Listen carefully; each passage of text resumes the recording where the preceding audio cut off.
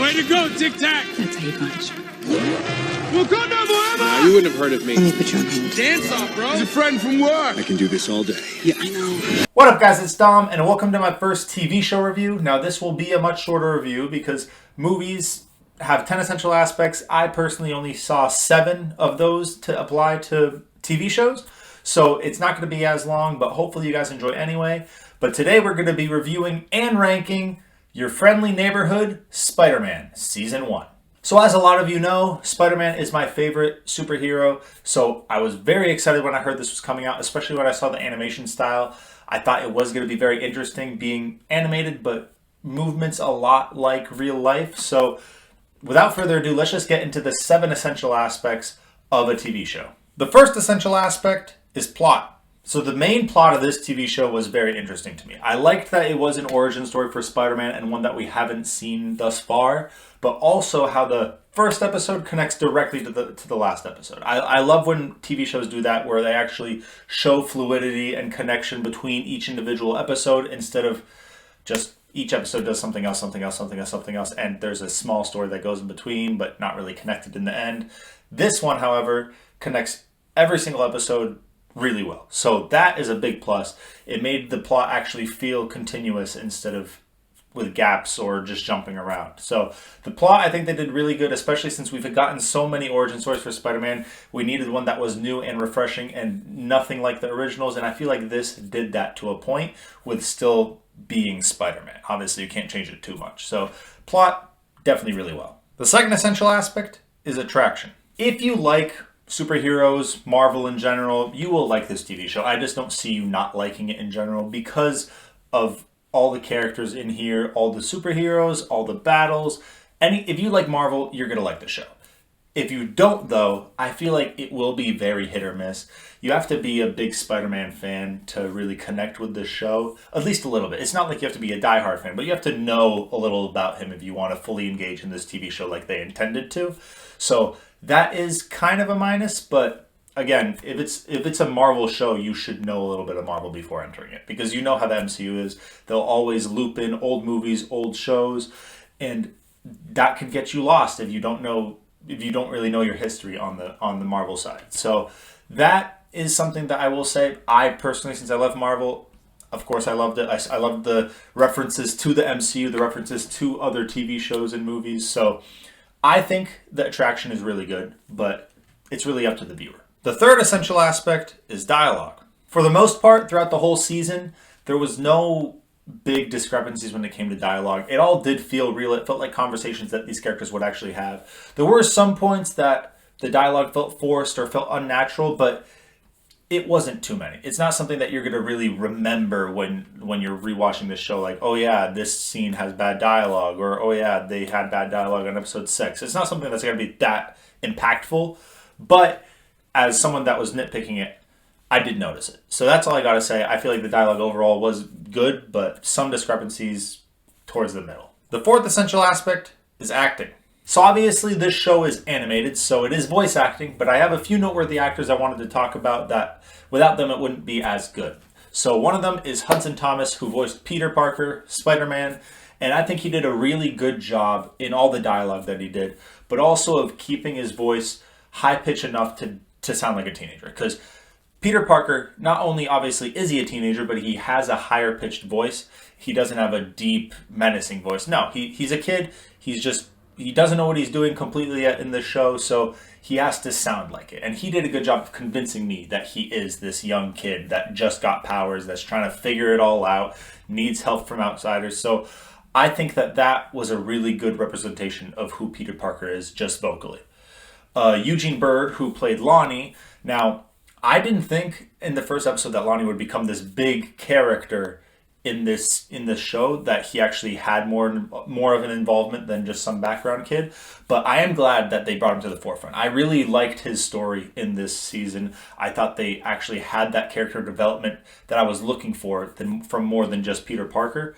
And his voice, honestly, it's perfect. It sounds exactly how I feel like the character should sound. And he did a really good job playing him. And last but definitely not least, Coleman Domingo, who played Norman. Now, Norman was one of the more intriguing characters in this season. He was the one that I was most paying attention to. I wanted to hear his side of the story because I know how he's supposed to go from comics and previous movies, but I wanted to know what their take on Norman Osborn was. So him just voicing the character and sounding like I was thinking, almost like Willem Dafoe, but slightly different enough to be its own character, I thought that was perfect. Because the way that Norman's voice sounds to me whenever I'm reading a comic book or obviously watching the movie is that kind of raspy, deeper Willem Dafoe voice. So I was probably going to be thrown off if it wasn't a voice similar to that, but he did a really good job of portraying that. So these three in particular are what sold me during this show, is what really drew me into their characters. Everyone else did a really good job too. There wasn't many discrepancies, but I think that those in particular are the best out of the bunch. The fifth essential aspect is cinematography. So the animation style of this show, I think, is really good. The one thing that does throw me off is whenever I noticed in the background, there's characters that just don't move a single muscle. Like it's almost like they're painted on a background and these main characters are kind of just walking in front of a green screen. And it's not terrible when there's a lot going on and you really, like, you shouldn't have to go out of your way to animate the background like that. But there is some scenes where they're just walking down the street and they're the only thing you're looking at. So if you look at anything else, you notice it. That's when I feel like they should put a little bit more effort in changing some of the movements in the background at least. Because there was one point where Lonnie was just walking down the street talking on the phone, and he just walks by a whole group of people and it just looks like they're just a mural painted on the wall when they're actual people. They're supposed to be people. So that's something that threw me off with the animation style. Otherwise, I like how slick and clean everyone looks when they're obviously in the forefront, because it's an animation style I haven't really seen many times.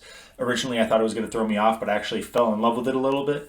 But the background part is definitely an issue. But when it comes to the emotional, I did get attached to these characters. I felt like I wanted to know more about these characters, especially Lonnie. That's the one that really threw me for a loop. I wanted to see way more of Lonnie and Norman Osborn's stories. Even though I'm a big Spider-Man fan, I kind of know how Spider-Man goes. So I was more interested in these other main characters that I was seeing.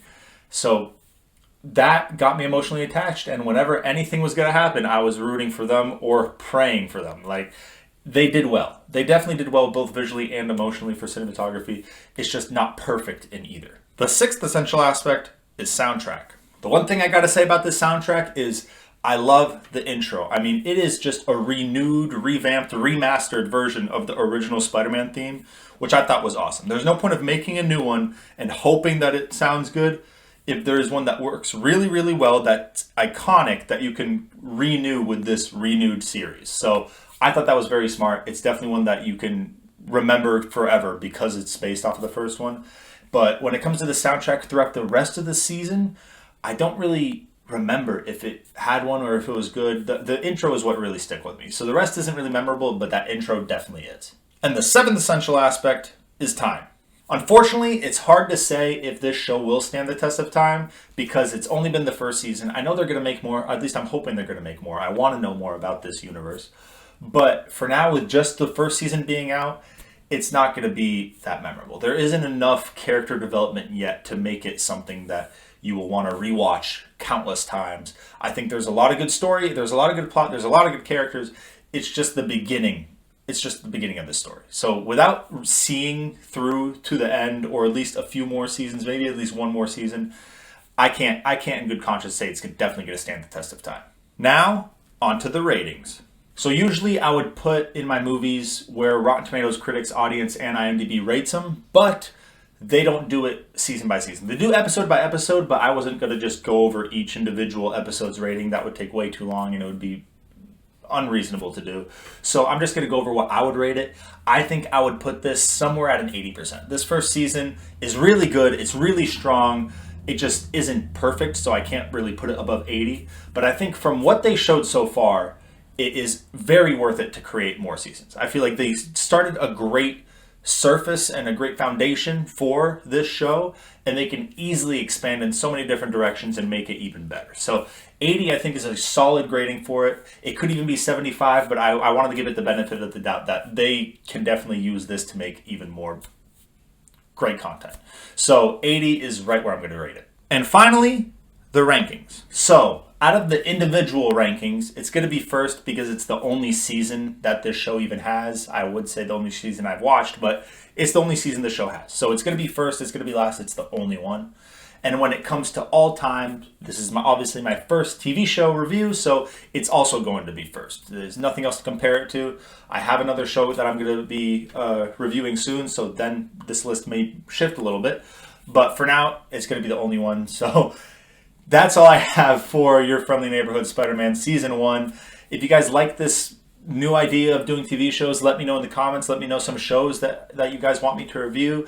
I'm going to be staying away from Family Guy and The Simpsons and those type of shows where there's just so many episodes in each season and then so many seasons and there isn't much plot going on. It's really just the whole point of the show is to make you laugh. So I'm going to stay away from those kind of shows until maybe enough of you yell at me in the comments to just try it, and then maybe I'll try it. But for now, I'm going to be sticking to more actual shows that have plot going through the whole season. It's not just each episode is just a restart, like South Park, for example.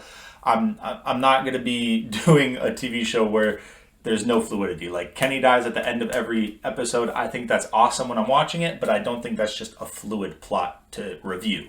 So let me know what you guys think of this new style. If you guys like it, make sure to leave a like and subscribe, and make sure to comment a movie or TV show for me to review next. And I hope you guys have an amazing night. Peace out.